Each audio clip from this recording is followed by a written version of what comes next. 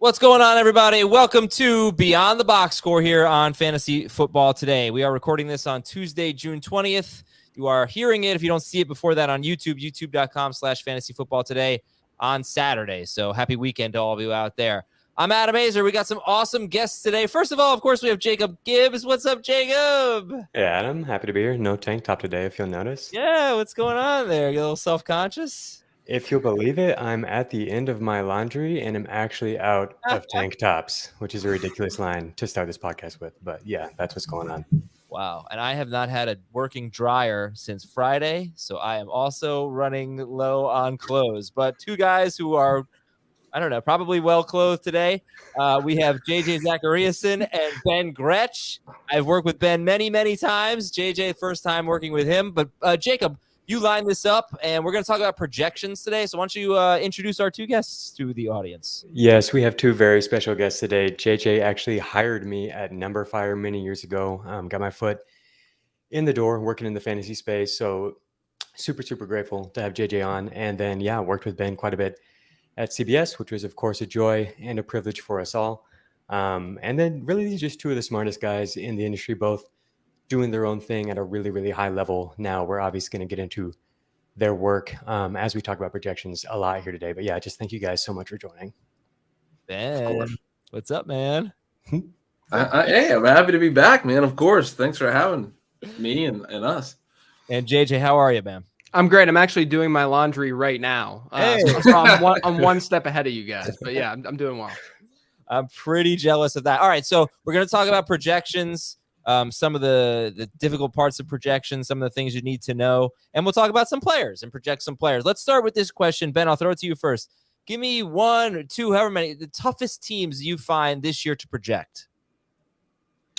Probably the ones that had really outlier volume last year. So we had the Bears throw for fewer passes than any team. I guess there was one team, the 1990 Raiders, who were the only team since the 1982 strike season who averaged fewer pass attempts per game than the Bears. The Bears had only 22.2 pass attempts per game last year. There hadn't been a team under 25 in over a decade, if we want to talk about the more recent seasons. And so, you know, the gap from 25 just down to the 22.2 that the Bears had last year is quite large. A big part of that was that, they called passes at a low rate, but you also have Justin Fields having a league-high scramble rate and a league-high sack rate, which are two outcomes on called passes where you don't actually get a pass attempt. So how much do you regress 22 pass attempts per game if we hadn't had a team below 25 in over a decade? The Falcons are another team that were under 25. Then on the other side of that, you have like the Bucs, who were incredibly high. They were one of the highest pass attempts per game since going, way back, however far you want to go, that 82 strike season. If you want, there's only one team that was higher than the Bucs in pass attempts per game, the 2012 Lions, since 1982. It's like, obviously Tom Brady has retired. We have Baker Mayfield expected to be the quarterback there. Those are the teams for me that it's like, I don't know how much to regress those teams. The Bucs are going to be different, obviously. The Bears look pretty similar, and the Falcons do, I guess, as well, in the quarterback change. How much are they going to increase their pass attempts? How much are they going to regress towards the mean? Those are big questions because it really impacts, once you get the team volume, it really impacts the players. So out of the Falcons, the Buccaneers, and the Bears, who is your favorite fantasy wide receiver? So we're talking Godwin, Moore, and London, I guess. Who would be your favorite? I've been pretty in on Godwin. I've always been a pretty big DJ Moore guy. Yeah. But I've had a hard time with his price, like at Underdog and some other places early in the offseason. Godwin's been a little bit cheaper. Godwin's rising, Moore's falling. They're converging.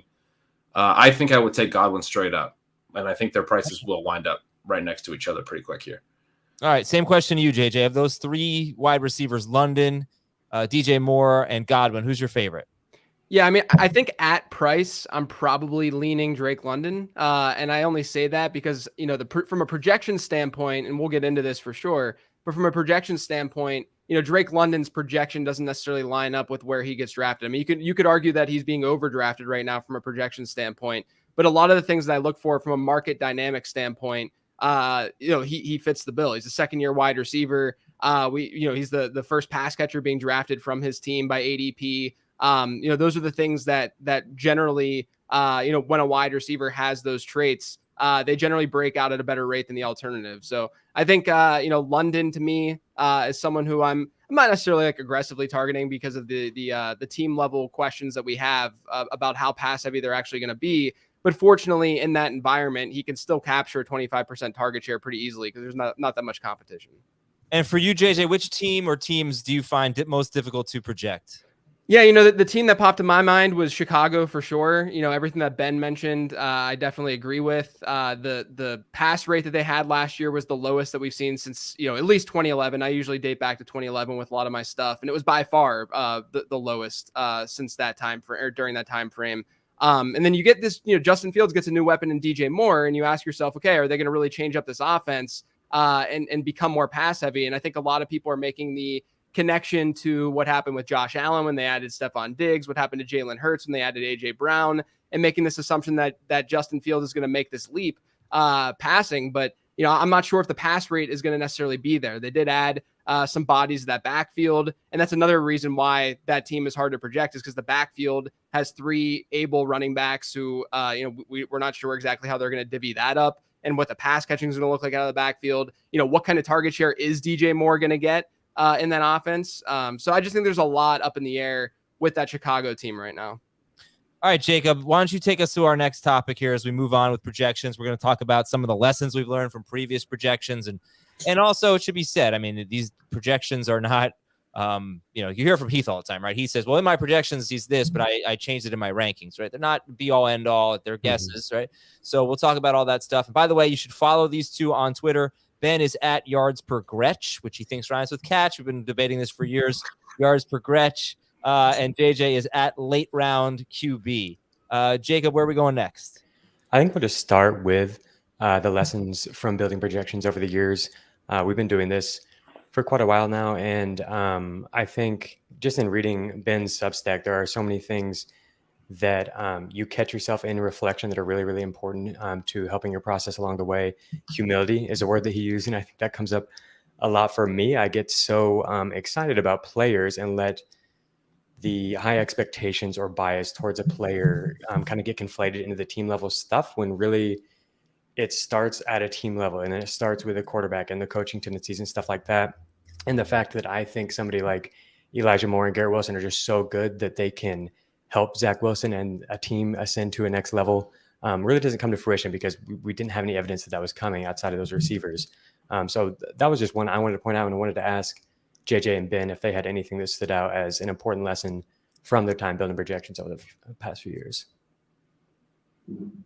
Yeah, go ahead. Yeah, I'll start. I mean, I think that the number one thing for me is to always remember that your projections and what you're building there should not necessarily be your rankings. You shouldn't just take your projections and automatically convert them over to rankings. And the main reason for that is, you're looking at median outcomes with these projections, usually, right? These 50th percentile outcomes, the most likely outcome. And really, to me, the projection building process itself is more powerful and helpful for you as a fantasy football player than the end number that you're getting from the projections. Of course, you're going to see how these guys project out and what they look like. If Rachaad White has X projection and he's going, in some area of the draft where that X projection is just far, far outpacing that, then sure, he's probably going to be a value. But, the bottom line is that, when you're looking at, when you're building out these projections, the most important piece is usually the early round guys, because once you get into the middle rounds and the late rounds, you're looking at the higher range of outcome only. You're not really worried about floor nearly as much. The other thing to remember here too, with regard to median outcomes, is that when you're building out target shares and rush shares for these individual players, it's important to be as realistic as possible. And it's very easy to read the news and see what beat writers are saying and so on, and saying, and give a player like an 80th percentile outcome for their rushing yard, for their rush attempt share or their target share, as opposed to a 50th percentile outcome, just based on these random things that you're hearing. But you're much more likely to be accurate if you're just very objective and not biased with the way that you approach things. So I really think that overall, the biggest lesson is just not be biased. And to understand that you're looking at a median outcome here and not necessarily an 80th percentile outcome or something like that. I think those are great. I would just piggyback on, and it kind of touches on some of that and the reasons for that. And Jay just talking about humility. It's a word that Jacob used as well. My piggyback thing would be that the biggest thing I've learned from projections over the years is how wrong I usually am with them. I mean, there's a lot of stuff in the NFL season that plays out chaotically and a lot different than we're actually expecting it. And so then the big question might be, why would you even use projections? And I think that's actually or why would you do them? They take a lot of time and energy. I think that's an interesting question. And that's why I would say it's the biggest lesson for me, because it's the part of it that over the years, there was one year I didn't do it. I think it was one of the years I was at CBS, actually. I didn't do a full set of projections because we had so many other things going on. And I had you at CBS because we wanted you to do projections, Ben. You really dropped the ball. You decided not to do it. But I felt like I missed out on a lot of stuff from a research perspective. So for me, what I would say is, what do I get out of projections if I actually know, or if I know that they're going to be pretty wrong, and there's a lot of ways that they can go wrong and they might not be accurate? It's the actual research. It's the deep. It's understanding the things that are possible or plausible, the decisions that you have to make as you do the projections. As JJ was talking about, sometimes you feel yourself pulled a certain way because of player bias or a bias against a player. You're starting to understand, though, a range of outcomes, a lot of possible scenarios, what things can happen within an offense. You're asking yourself questions like, if this player was actually hurt, what happens in this depth chart? Identifying teams where there's interesting backup situations, wide receiver groups where there's a lot deeper or a lot thinner. Like I did Washington's recently, and I came away feeling like they're going to have the same three receivers run routes on almost every play, which was a trait of the Jaguars last year that was really interesting for a guy like Zay Jones, that he was always out there and he had some spike weeks as a result. They don't really have a wide receiver 4. I mean, De'Ami Brown has not hit and done anything interesting. Cam Sims is a guy they've rotated the last couple of years. He's no longer with the team. And so it's like, okay, it's going to probably be McLaurin, Dotson, and Curtis Samuel all the time. So those little things, as opposed to my final projection on Curtis Samuel, whatever that might be, it's the process than the result for me. Yeah. Has there been a guy so far in your projection process for either of you that you did the projection? Like, I guess what you're saying maybe about Dotson and McLaurin and Samuel, Ben, oh wow, I'm glad I did this because now I'm either significantly higher or significantly lower than I was before this process. Yeah, I mean, I think for me, if you look at Green Bay, especially pre-draft Green Bay, they had very little at pass catcher. And then obviously, they go out and they get Jaden Reed, who I liked a good bit as a prospect. But you're looking at their depth chart, and similar to a team like Washington, they really only have 3 wide receivers that are reliable. We don't even know if Jaden Reed's going to be reliable or not. And so as a result, you're not projecting a Christian Watson or Romeo Doubs or even a Jaden Reed for this like absurd target share, but you understand that the absurd target share ceiling can be there in those scenarios for those players. And I think that's where the process really comes into play, is that, if there is a loaded wide receiving group or a loaded backfield, or honestly, another piece of the projection building process that usually goes overlooked is when there's like a mobile quarterback, and you have Justin Fields, who's going to take a lot of that that rush share from the Bears, which leaves less rush share for the other running backs in that offense. Now you're divvying that up between 3 other running backs. So the process is just super, super important. And Green Bay was one where, especially pre-draft, I was like, I don't even know how this team's going to get to a 100% target share in total, because they just had such a poor group across the board. But now you can understand and see where the ceiling could come from if things really work out with Jordan Love. Yeah. Jacob, I'm going to let you get in on this too, but you mentioned mobile quarterbacks, JJ. Has anybody done an Eagles projection? And I mean, I know we could just look at them and say, okay, they're awesome. They went to the Super Bowl last year. Jalen Hurts is the man. Devontae Smith and AJ Brown are stars. Dallas Goedert's great. But you do have a mobile quarterback. And I try to do this, I try to look at over the last 7 years, every example of teams that had 2 wide receivers that finished in the top 16 in PPR. And you never get a third guy basically with a lot of targets. I didn't find one example of a third guy that had 100 targets. And then when you get the teams that don't throw the ball a lot, like the Vikings one year with, I think, Jefferson and Thielen, the Seahawks with Metcalf and Lockett, and last year with the Eagles with Brown and Smith, your third target guy, I mean, the most that targets that the third guy had was not even 70. So I do wonder about them. It's like, we're taking A.J. Brown in the second round. We're taking Devontae Smith in the third round. Dallas Goedert, a lot of people have as a top 5 or top 6 tight end. And they just added DeAndre Swift, and they had the fewest running back targets last year. And that probably will change now with DeAndre Swift. I don't really want to bog myself down on projections with them because they're all so talented and so good. But I am wondering, and Jacob, I want to give you the first word if you've thought about that with the Eagles and how everyone's going to put up all those fantasy points again. Yeah, I think the Eagles are a really important team to bring up. I'm not so sure that Swift will see the targets that he's seen in the past. I'm really, really curious to see how his target per route rate will translate in this situation. But I think, honestly, we just throw this right to Ben. This is one of our topics that we were going to talk about later, but I think we just start with it now, is RPOs. And so Ben, on his Substack, wrote a really interesting piece about RPOs, and the Eagles were the primary focus, and just how concentrated their target distribution was. The ancillary pieces in Philly's offense really didn't see hardly any looks compared to other teams. And so I think I would just throw this to Ben to let him talk about the research he found there, because it's pretty compelling stuff. And I will throw it to Ben as soon as we take a very quick break here on Fantasy Football Today. All right, we are back. All right, so we led into Ben talking about his research on the Philadelphia Eagles and on RPOs, run pass options, and those offenses. So Ben, Gretch, lay it out for us. Yeah, I mean, it's more of a theory than a fact. But one thing we do know is that RPOs are being called at a higher rate in the NFL. PFF has written about this trend. Obviously, takes a little bit more advanced charting to determine these types of plays. And this actually ties in with it's so funny we're kicking it around 100 ways, but JJ has written recently about mobile quarterback. A lot of what you were just talking about, the skill position production in offenses with mobile quarterbacks. So we're gonna have to kick it to JJ for that as well. But one of the reasons I think that might be the case, and a lot of what you just talked about, is potentially this increase in RPOs. And really, these option plays started with the read options, which were, I think RG3 was one of the first guys where it became pretty popular, but we had the read option be pretty popular in like the Colin Kaepernick era. And this was just in the earlier part of the last decade. The RPOs have been, which are run pass options, have been just more in the last maybe 5 years, 3 years, are really starting to pick up. The thing about those plays is the linemen, on pass plays, linemen will drop back into a pass block formation. On run plays, they'll block forward.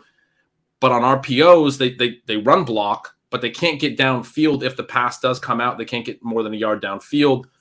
Or they'll get ineligible downfield. So the ways that RPOs work is it has to be a quick decision. Either has to be a quick handoff or a throw to basically the primary target. And so basically what I was talking about this in terms of the projection math is when that read is made, it's not, we often talk in projections about the pass rate and the called pass plays and this and that, but an RPO can be either.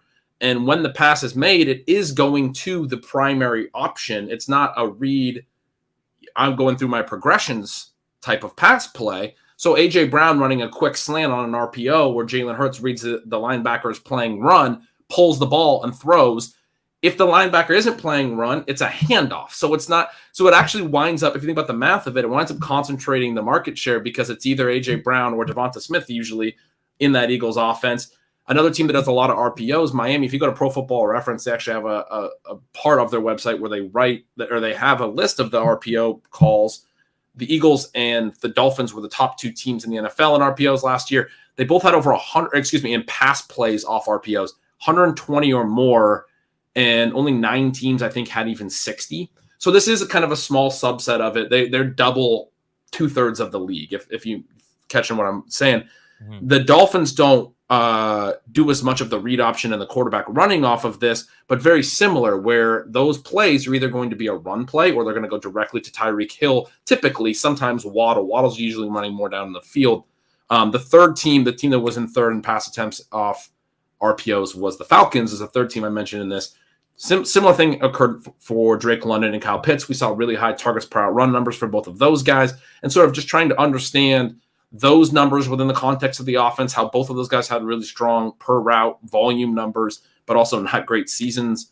And I think it all does kind of tie back into this increase in RPOs, which is just a subset of the plays. But I do think what I was writing about was as I go through my projections on these teams that are calling more RPOs, I am going to be more willing to concentrate the target shares as I allocate the volume within the offense to 2 or 3 guys, because they are calling this subset of plays where it's either a run or it's a pass to those primary players. Before JJ weighs in, are there any other teams? Like, we already go into the season thinking Tyreek Hill and Jalen Waddle are going to dominate targets. I'm a little, the Eagles, it's just a little bit different for me because Goddard missed 5 games. And in the, before he got hurt, Devontae Smith was like the number 35 wide receiver in fantasy. But we know, Brown and Waddle, Brown and Smith will get the targets. Are there any teams, I'm thinking maybe the Giants, that run a lot of RPOs or did last year, that you think you might be concentrating a lot of targets on 1 or 2 guys, Ben? Any RPO heavy teams?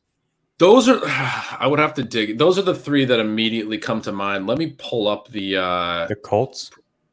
The Colts are a great example. Yeah, that's a great example of one that could really see their RPO rate increase, right? So the Ravens were 4th. That's another good one as well. I mean, I think we see Lamar do that a little bit. Cardinals were 5th. We see it with Kyler. What's interesting is RPOs don't typically amount to quarterback runs, but because of the way that they're doing the read, and it might just be because these quarterbacks are also used to making, doing read option plays. I think it's that the read and the handoff and the pulling the ball, number 1 is something that the quarterbacks are familiar with from read option runs, and number 2 is something where it looks similar to the defense, right? So the read option where the read option is it's either give to the running back or the quarterback runs. The RPO is a give to the running back or throw, traditionally not a quarterback run, but we do see RPO rates higher in. I mentioned with Miami, Tua doesn't run a lot, but all those other teams, mobile quarterbacks. I mean, Atlanta last year was with Mariota, might not be as, Ritter I think has some mobility, but it might be a little bit different this year with Ritter under center. A big question to ask, but typically these RPO offenses are also offenses with mobile quarterbacks. And they are doing some read option stuff as well, probably, especially like the Eagles. I know they do some read option. Jalen Hurts has had the most design runs for a quarterback by quite a bit, more than any other team. The guy who was second design runs, Justin Fields, is another team that came to mind that we theoretically see some more RPOs from them as well, which could be a positive for a guy like DJ Moore, getting back to that discussion. Right.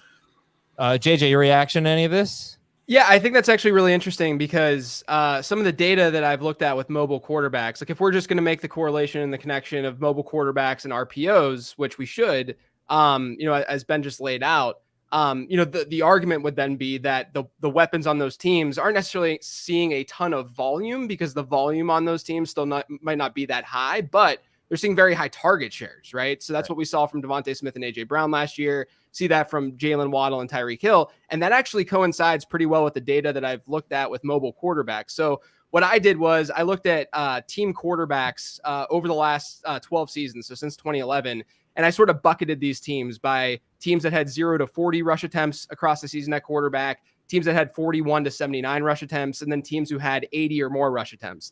And when you look at those 3 buckets, so basically the mobile quarterbacks, the semi-mobile quarterbacks, and the very mobile quarterbacks, and if you look at the average rank of their wide receivers and PPR points scored, as you got to a more mobile quarterback, the average rank of their team wide receivers got worse. So the first group averaged a 13.9 rank when the average obviously is 16.5 across the league. It's just the 1 to 32 and average that out. And then the next group, the average was 17.3. And then the next group where you have the mobile quarterbacks was 20.8. But with that being said, so, as teams are getting more mobile at the quarterback position, their team wide receivers are scoring fewer points. But the thing is, to Ben's point about RPOs, target share, if a player can capture a very large target share in his offense, that can obviously combat the lower volume in that offense. And teams that are running the ball out with their quarterback aren't going to have as much passing volume. And so what I have found is that actually, when you look at the market and you compare how players, fantasy managers have drafted these players through the years. So what I do is I chart, average draft position on the x-axis and then points per game on the y-axis. And then you get a trend line, and that trend line essentially tells you average draft position expectation, right? So if a guy gets drafted 50th overall, over the last 11 years or 12 years, he would be expected to score, let's say, 12 PPR points per game, whatever that expectation is. And so when a player exceeds or plays below that expectation, we can look back and kind of find trends as to which players is the market generally getting right and wrong with, right? And so when I looked at that with these mobile quarterbacks and their pass catchers, we generally don't do a terrible job at understanding and sort of embedding the fact that these pass catchers have a mobile quarterback. So, a guy like Michael Pittman this year, for instance, he's being drafted where he's being drafted. And we might say, oh, he has a mobile quarterback. He's a rookie quarterback, which is also not a good thing. And therefore, as a result, we're going to knock him down our rankings. But the market generally already embeds that and accounts for that. And I think a lot of that could be the fact of what Ben's talking about with RPOs. And I didn't really think about this until this podcast. This is great because now I can go dig into it a little bit more. But it could be the fact that these higher end wide receivers and these number 1, number 2 wide receivers on these teams are able to capture large target shares. And it's more so the offenses that have mobile quarterbacks that aren't running those RPOs. Maybe those are the ones you would want to avoid more with those pass catchers because they're not going to necessarily see the target share ceiling that the other offenses would see. Oh man. So this is actually really fascinating, Jacob. This is great stuff here, isn't it? So I guess, yeah, I mean, people will be like, well, yeah, DeAndre Hopkins, right? So Ben mentioned Kyler Murray and he mentioned the Eagles as RPO teams, and DeAndre Hopkins was an absolute beast. Marquise Brown was a top, I think, 6 wide receiver before DeAndre Hopkins came back from the suspension. And then of course you have AJ Brown and Devontae Smith. So that's the counter to like the whole, you can't have a great wide receiver with a mobile quarterback. So are there mobile quarterbacks, Ben, that don't have a high RPO rate? That wouldn't, again, I mean, the only one I'm thinking of right now is Daniel Jones. Because I feel like we've covered most of the other super mobile quarterbacks. Richardson, we obviously don't know. He's a lot lower on the list from last year, but it is sort of a who's who of the mobile QBs near the top of the list that throw. I'm sorting by actual pass attempts on RPOs because there are some teams who run a decent number of RPOs, but don't actually throw, or they get classified as running a lot of RPOs, but they tend to hand off at a higher rate, it seems like. And then there's other teams that it seems like every time they call the RPOs, they throw. And so I thought that was important to actually go, well, which teams were throwing out of RPO looks and which teams are not. But yeah, when you classify by that, it seems like it's all the mobile quarterbacks near the top. So yeah, I'm not seeing a ton that are further down that aren't running a lot of those. This is also just a subset of their overall play calling, and I don't know that this is everything in terms of, the full explanation. And I think JJ did a really good job of differentiating the important point here, which is we're talking about target share. We're not talking about targets, because the other side of it, as you are alluding to as well, the mobile quarterbacks immediately mean we get fewer pass attempts. They scramble more. So the big thing with Justin Fields and the Bears, I mentioned at the top, his scramble rate, there's basically 3 outcomes on a drop back, on a called pass play: a scramble, a sack, or a pass attempt. Immobile quarterbacks, guys like Tom Brady especially, who get the ball out quick and don't take a lot of sacks, they don't scramble a lot, really high percentage of the called pass plays, their drop backs turn into pass attempts, right? Mobile quarterbacks, their offenses often don't call as many pass plays, but also on the pass plays that are called, a larger percentage of them turn into non-pass attempts. So they're either sacks, because they're trying to extend the play. They tend to carry higher sack rates, mobile quarterbacks, or they're scrambles. Justin Fields last year, a lot fewer dropbacks. I think he was 19th in the NFL in dropbacks than most quarterbacks, but he still tied for the league lead in sacks taken and led the NFL in scrambles despite way fewer dropbacks. And so scrambles are different than designed runs. He also had a ton of design runs. I mentioned earlier, I think he was second in the league behind Jalen Hurts in design runs among quarterbacks, but he led in scrambles, specifically on a called pass play he takes off and runs, and was very good on those. He got a ton of rushing yards off of those. I think a big part of when we talk about what's going to happen with the Bears, the addition of DJ Moore, a big part of that and the improvement on the offensive line, it should help Justin Fields turn more dropbacks into pass attempts. Like, we should expect them to have open receivers and for him to not have to scramble, not take as many sacks. And we also should expect a higher called pass rate. But there are multiple elements that led to them having a really low pass number last year. And so it's just, trying to parse all of these elements of it, trying to parse the stuff like the RPOs. And when you're projecting it, I mean, this is, again, when we go back to why you're going to be wrong on a lot of projections. These things are also changing year over year, right? Sure. And so you're talking about what teams might change. What are we thinking of? And I think JJ did another really great job there of alluding to the market sentiment being the biggest thing. If everyone is pushing a team way down, that might actually be the team for us to be in on, even if a lot of the macro trends don't look that exciting. So there's a lot of layers. I'm still getting through my projection process myself, but the actual process of it is obviously important to get right. By the way, I'm sorry, we did not mention Josh Allen. I'm thinking probably pretty low on the RPO pass attempt list. He was last year. He was 9th in overall pass attempts. I looked back at 2021, and the top of the leaderboard in 2021 was a little more bunched. There were 5 teams with over 100 RPO pass attempts, but none with over 120. I mentioned last year there were 2 with over 120. Bills were one of those 5 teams last year, and so were the Cardinals. Mahomes also has had a decent number of RPOs, and so the Chiefs were one of those teams. Eagles and Miami both were over 100 in 2021 as well. So, gotcha. Okay. We have seen some from Allen. He was 3rd in the NFL in 2021 in RPO passes. Oh, all right. All right, Jacob. This is so cool. I want to direct people to the article. It's bengretch.substack.com, and the article is titled "How RPOs Are Changing the Projection." If you want to read more about it, I gotta say, Jacob, I listen to all this. If there's one, I just don't want to draft a Ravens wide receiver, because I do like Mark Andrews quite a bit, and I think it's going to be a little messy with the distributions just for those wide receivers in Baltimore. So like we had Matt Harmon on last week, Jacob, right? Didn't he say he liked Rashad Bateman? I might be mixing our guests. Yeah, no, he's a big Rashad Bateman guy. And I mean, he might be a really good wide receiver, but I know they're going to throw more. I just don't know. I just don't see it. I mean, there's just too much competition, I think, and I still think Mark Andrews is the guy. So I feel the same way with my concern about the Ravens. They added OBJ. They even added Nelson Aguilar. They have Bateman, and now they draft Zay Flowers in the first round. They actually have receivers for the first time. A little bit of depth at that position for the first time in Lamar's tenure. They also, behind Andrews, I think have a hit at tight end too in Isaiah Likely. So they have a number of guys that can catch passes.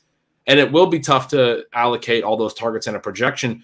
But to JJ's point, the market is already kind of on this. I have been finding myself taking some Bateman because he's going pretty late for a team's wide receiver one. Him and Zay Flowers go in like the 80s to 90 ADP range over on Underdog.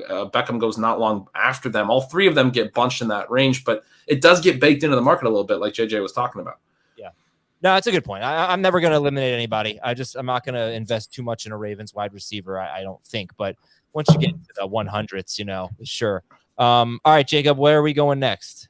I really wanted to talk about Michael Pittman. JJ brought him up briefly. I wanted to hear Ben's thoughts on him as well. He's somebody who's come up on every Beyond the Box Score episode that we've done. And I think that's because he has a really difficult projection to make. We don't know what to expect from Indy. But if the target share does get more concentrated, then I would expect him to be the player who benefits from that. I think he's going to work the intermediate area of the field more and potentially pile up some targets there. But yeah, when I project Pittman, it does not look good. I think I'm a wide receiver 34, which is quite a bit below consensus. Does anybody have any thoughts on him through a projections lens? I have him at wide receiver 33, so I'm right there with you. He goes around there in sharper drafts. You'll see him in best ball drafts go there. Right now. So I do think that he's a player who is very talented. And if he had more of a household name, he would probably be an easy fade once we get into like home league drafts and stuff, because guys like that would be, he'd be an easy top 24 kind of guy. But I do think because he's not necessarily a player, last season he burned a lot of people, didn't have a very efficient season whatsoever, had one of the least efficient seasons that we've seen, from a wide receiver. But if you want to look at, a lot of people will look at what happened last year and obviously associate it with what's going to come the upcoming season.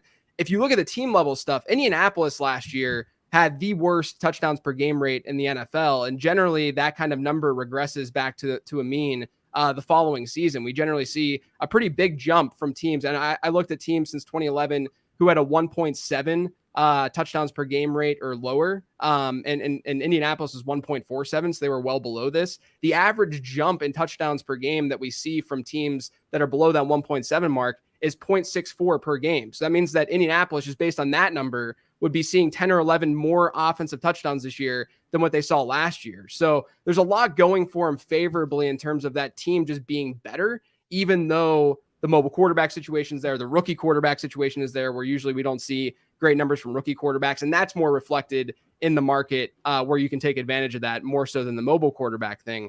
But I do think that, Pittman is just not the household name, whereas ADP is going to go nuts to where he's going to be like a third round pick or even a fourth round pick, more than likely in most drafts, to where I'm going to sit here and say, yeah, all this research on mobile quarterbacks and rookie quarterbacks says, we should probably avoid Michael Pittman, but I just don't think that his ADP is going to match that as much. No, on NFC right now, he's 58th. He's right. Wide receiver 28. Christian Kirk, Christian Watson, Chris Godwin, and then someone who doesn't have the word Chris in his name, Michael Pittman, and then Mike Williams. Sorry, Jacob, I want to go a little off the board with my next question here, and then we'll take a break. So one of the things that projections might not help with is predicting the next ridiculous breakout, like Josh Allen when he got Stephon Diggs, and Kyler Murray when he got DeAndre Hopkins, and Jalen Hurts last year when he gets A.J. Brown. Talk about that from a projection standpoint, and if there's anyone this year that you're going to project to make a huge leap statistically. Well, this is a big reason why I say it's important to not. I mean, for me, it's more about the process of doing the projection than the result. It's important to not just finish your projections and say, I'm going to rank these players exactly this way. As JJ laid out as well at the top of the show, you're not going to just do your rankings directly off your projections. Adam, you even mentioned that he has said this as well. It's an important thing that basically anyone who does projections is going to tell you. If it's your first time doing projections, don't take those results and just rank off of them, because I don't actually think what you just described is something that you can capture in a projection. And that is what determines fantasy leagues. The Eagles last year all had massive win rates, and they did something that not just projections didn't have. And this doesn't mean we were bad at projecting. Nobody was really projecting it. You can look at the market. If you knew the Eagles were going to do that, you could have went and picked the Eagles to win just the NFC East. They weren't the favorites to win the NFC East. The Cowboys were. They were plus money to win their division. You certainly could have picked them to win the NFC and go to the Super Bowl at a really long, longer odds, not super long odds, but longer odds. You could have made a lot of money betting them in any, market. You could have bet their overs on their player statistical props, whatever you wanted to do. The market wasn't as bullish on them the same way that projections wouldn't have been super bullish on them. They hit on a ceiling. I think that's something that when, a lot of us were doing the projections, we talked about this is possible. This is something. What if their pass rate does increase? What if Jalen Hurts is a better passer than people are giving him credit for? But this time last year, people were questioning whether Jalen Hurts should even be the starting quarterback, if he was a good enough passer to do that, or if he was just too gadgety or what have you. And he ended up, making some ridiculous throws in a Super Bowl by the end of that season. That's the type of outcome that determines fantasy leagues. Those are the types of players we should be targeting. I talked about this a lot, Adam, when we were on shows together all the time when I was at CBS. We're looking for upside. We're looking for breakout players. I love to aim at youth and younger players. And there's a lot of uncertainty there. And there's a lot of research that has shown that we can get bigger hits at ADP, that the market is going to be concerned about youth and not going to necessarily buy into players before they've seen it. And a lot of times once you've seen it in the NFL, now you maybe are overpaying for production. You don't want to pay for past production. So the way that, and the same thing is true in a projection. When I go through a projection, I have a hard time projecting Bijan Robinson for the same. I just noticed today my Nick Chubb projection is right up there with Bijan Robinson. I think Nick Chubb's overvalued going in the early second round. And I like taking Bijan Robinson in the late first round. But I have Chubb projected for more because we have all this data on Nick Chubb that's it's so easy to do a projection for him in the Browns offense and give him nearly 300 carries and and be very efficient as well. I think he's going to have another great rushing season, but I don't think he has the type of receiving upside because we've seen year after year after year he doesn't get the targets. Bijan, who I'm not necessarily projecting for huge receiving upside, I think if he hits in a way where he can do everything, and including a bunch of receiving, which is something that was a big part of his profile coming out of Texas. And so you're talking about a guy that could be whatever, the next Jonathan Taylor or the next Saquon Barkley. And if he is that player in year one, then he can be a superstar. He can be the RB1 overall, potentially. That's not going to show up in a projection. And so to your question, I kind of think it's a different discussion, but as I'm going through the projections, I'm trying to figure out. But one of the big things is where there's limitations. And so like when JJ was talking through the Pittman thing, I'm also low on Pittman. I think there is a limitation to what his real ceiling is. I think he's a good player as well, but how much can they actually throw with a rookie mobile quarterback? I think the best thing for him, honestly, would be if Richardson played poorly and got benched and Gardner Minshew comes in. That's a scenario I can see Michael Pittman actually crushing his ADP because suddenly they're throwing a lot more. Justin Fields, DJ Moore conversation. Fields is not going to get benched. What is the upside? It's not about how much do I regress back to the mean in my projection for their pass volume, but how much can his scramble rate and sack rate and their called pass rate all improve to what is the upside for the Bears passing game? For me, it's like maybe league average, and I don't even know if it is. Right. And so then what does DJ Moore have to do to be a crush? That's the one right there. I mean, you have to circle if you're going to make the Josh Allen and Jalen Hurts comparisons and getting Stephon Diggs and getting A.J. Brown and just coming into their own. For Hurts, it was his third season. For Allen, was it his third or his fourth season? But right around the same time. I mean, if there's one guy that's going to blow away projections, I feel like it's Justin Fields. I don't know how you got. I'm not saying he's going to, but he'd be my bet for the like long shot MVP to be. He could, but the pass volume, I think he could, but so much of it would be rushing. I don't mind betting in on him. Passer. If he's a better passer, they'll throw more.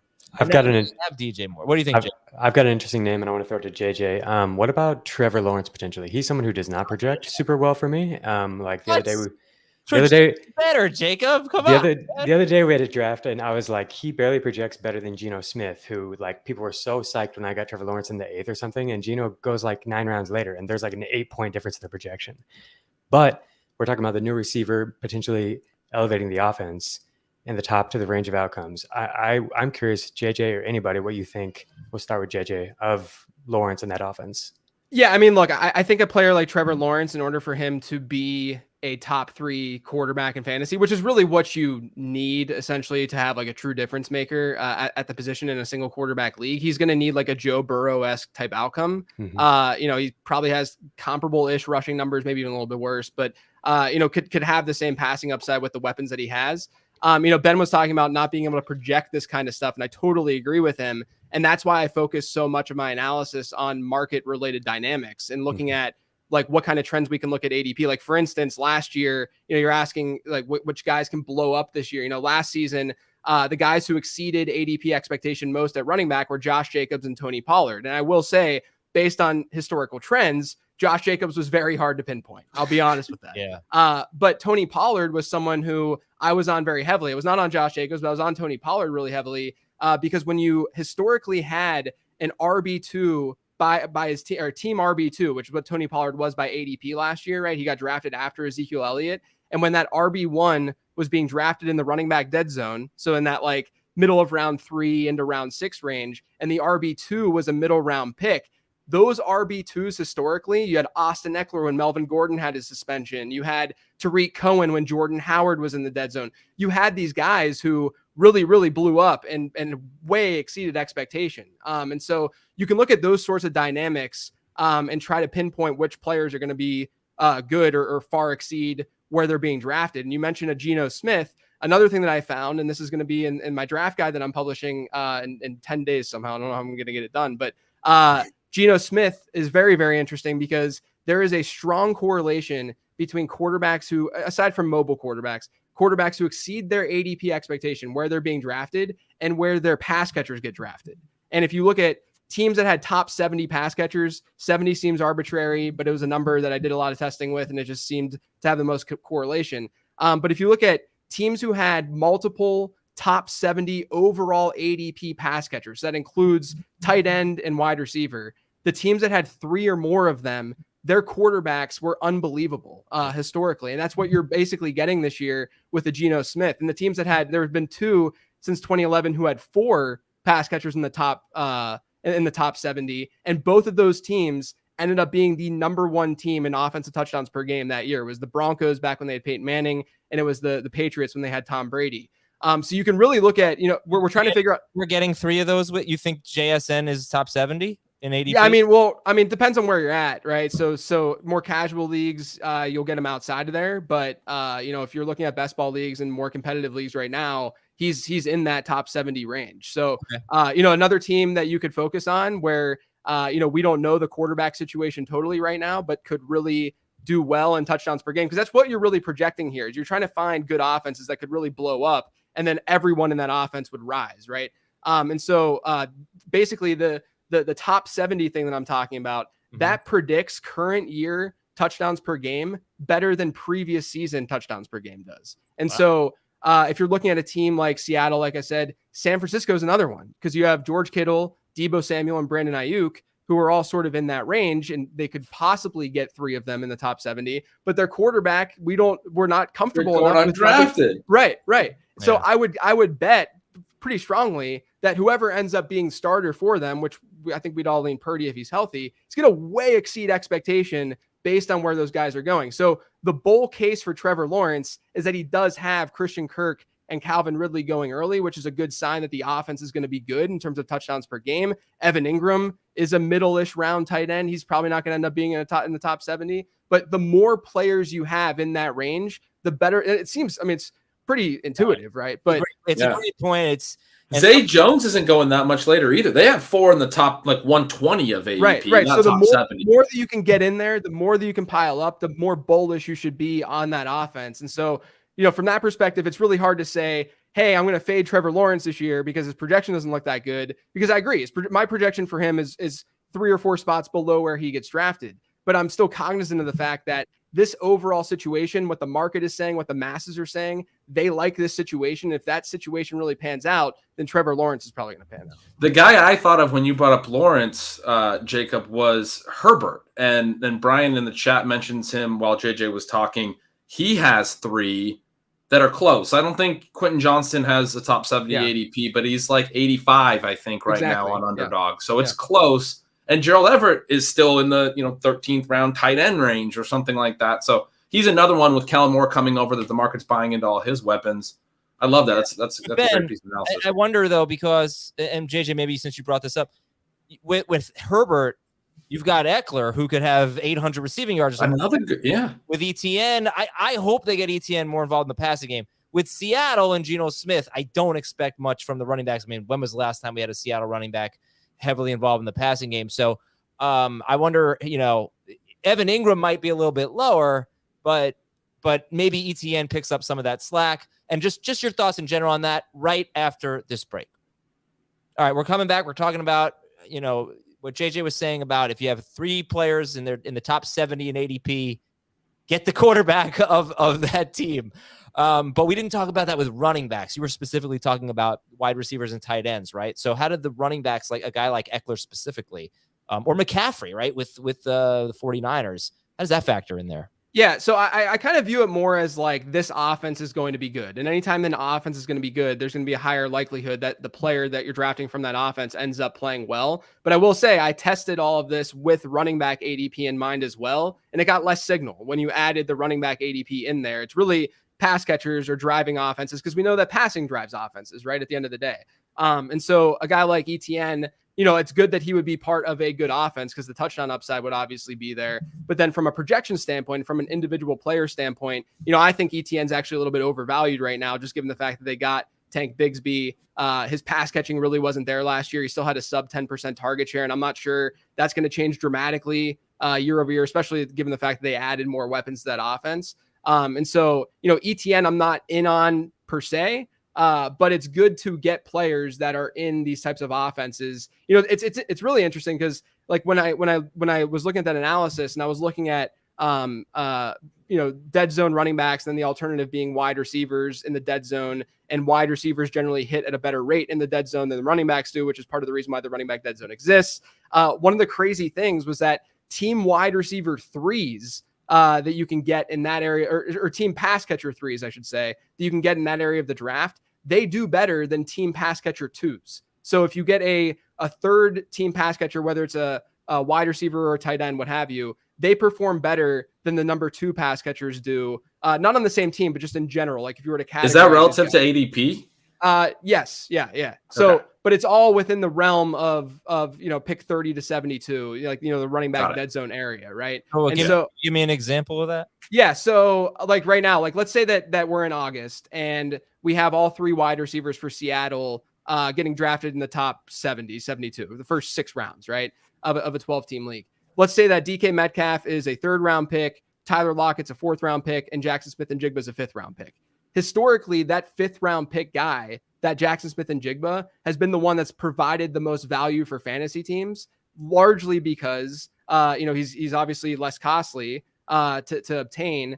So his expectation is lower, but then he can exceed that expectation because he's part of this offense that's just really, really good. But then also conversely, Jackson Smith-Njigba versus a number 2 player, let's say Mike Williams, right? In the 6th round, he's the number 2 pass catcher from the Chargers going behind Keenan Allen. Jackson Smith-Njigba would be a better bet to far exceed that ADP as the wide receiver 3 for his team than Mike Williams would be as the wide receiver 2, solely from the perspective that we as a market are projecting Seattle's offense to just be better. Maybe Mike Williams isn't the best example because the Chargers offense is supposed to be pretty good too. But if like let's say Mike Evans is a great example. Like let's say that Mike Evans ends up being in the 6th round or something like that. Chris Godwin goes a round or 2 ahead of him. I would rather bet on a JSN as the 3rd pass catcher on his team than Mike Evans as a 2nd, because the signal that you're getting from a JSN being the 3rd pass catcher from the Seattle offense is that the Seattle offense is going to be really, really good. Whereas the number 2 option, it's not really giving us that much signal that offense is going to be special. So I want to swing the other side of this because this ties into something that I talk about a lot with projections and circles us back to projections with these types of offenses. And I love this. I love this idea of the 3 receivers going high. We should target the quarterback. One of the things I've often talked about with the 3 receivers going high is that it's really hard in a projection to allocate enough volume to all 3 of them. Mm-hmm. And the projections often drive ADP.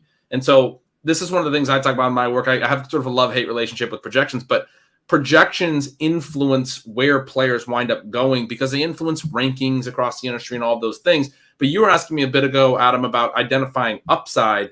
And I think one of the arguments I've made is one of the best ways you can find cost-adjusted upside is to look at the teams like this where there's too many players that are good for us to pile in enough targets for all of them. And often it holds down all their prices. The year that this was a really big one was 2 years ago when Jamar Chase was a rookie. We had Chase, Higgins, and Boyd all going in kind of a prime range for the Bengals.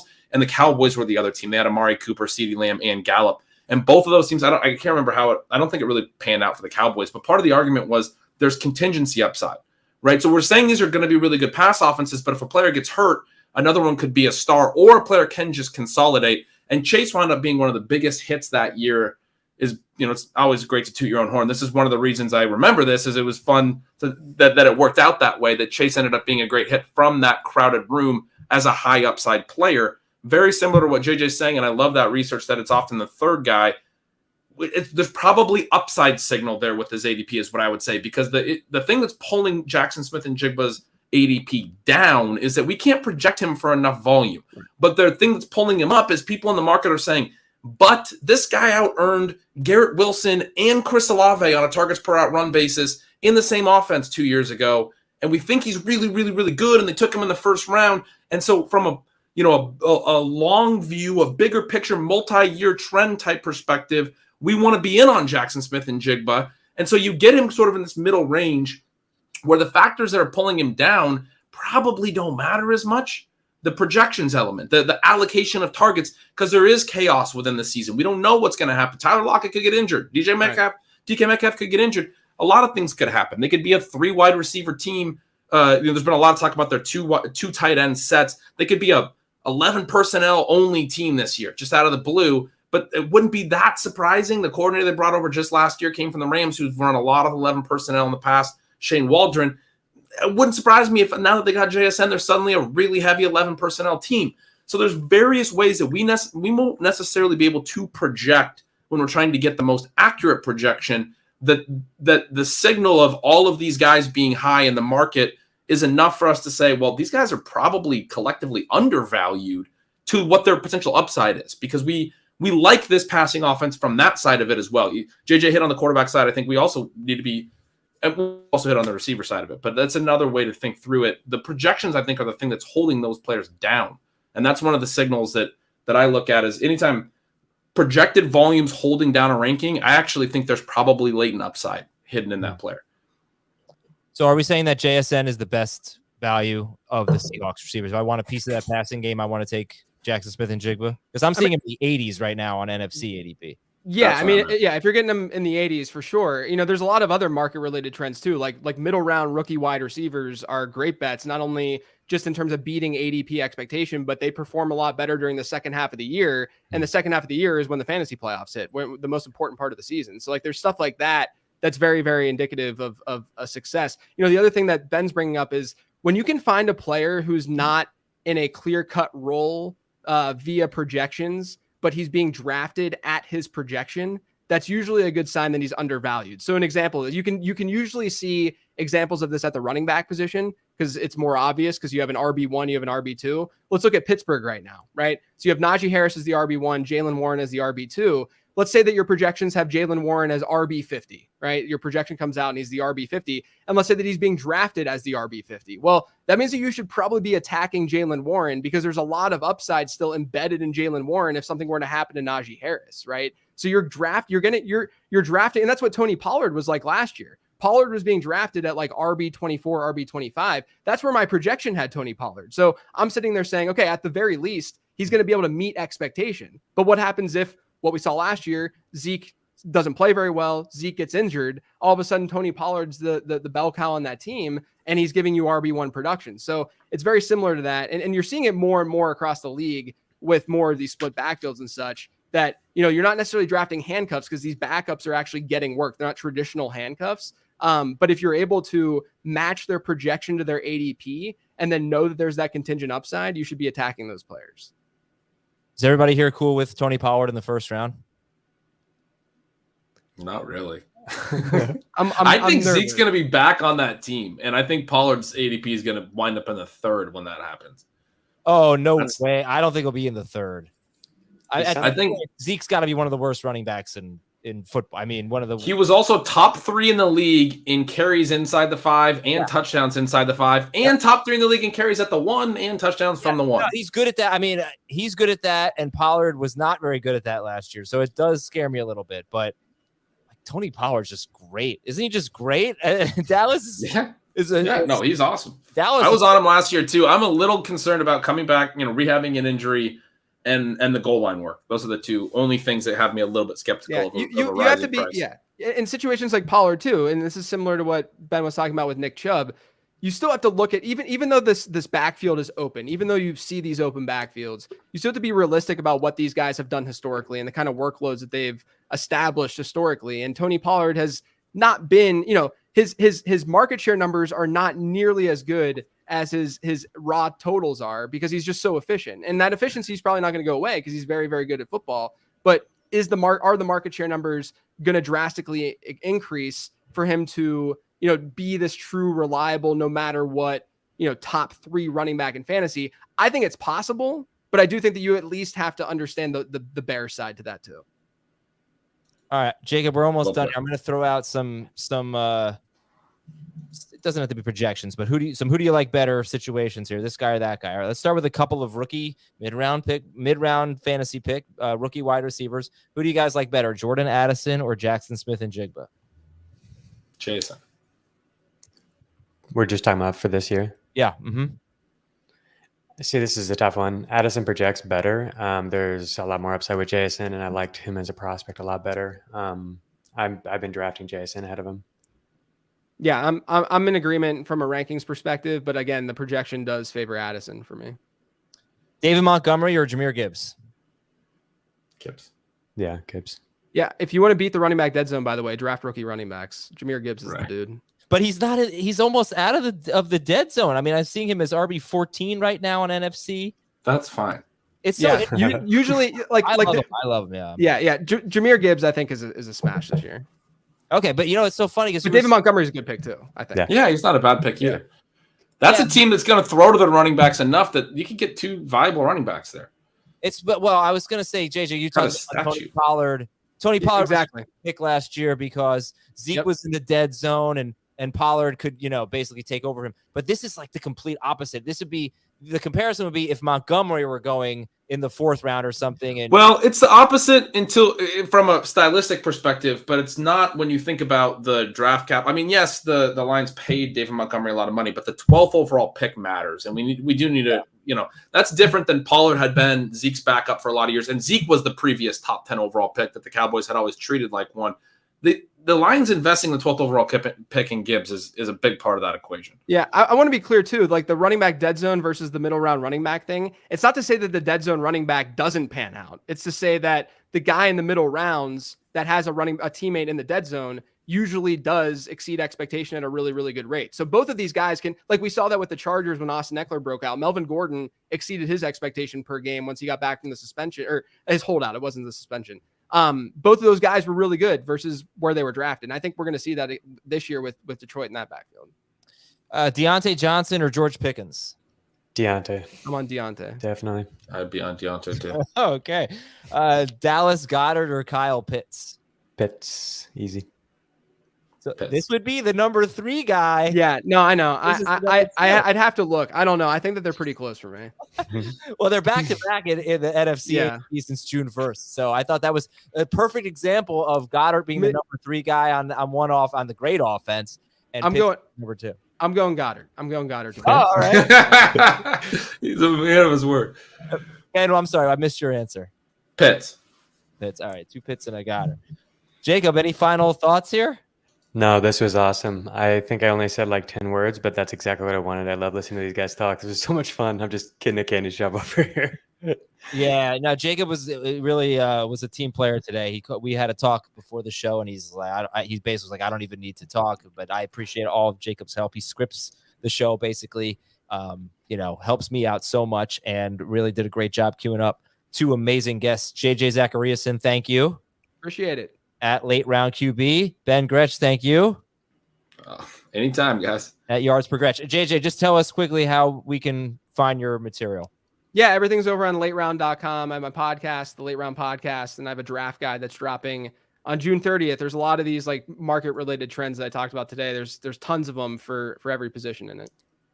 And Ben, you? BenGretch.substack.com is my newsletter. Yeah, that's pretty much it. And if you're in the Pacific Northwest, give them a shout. What's that? Right. Thank you to all of our awesome guests and Jacob Gibbs as well, and to all of you for watching and listening. Have a great day. We'll talk to you later on Fantasy Football Today.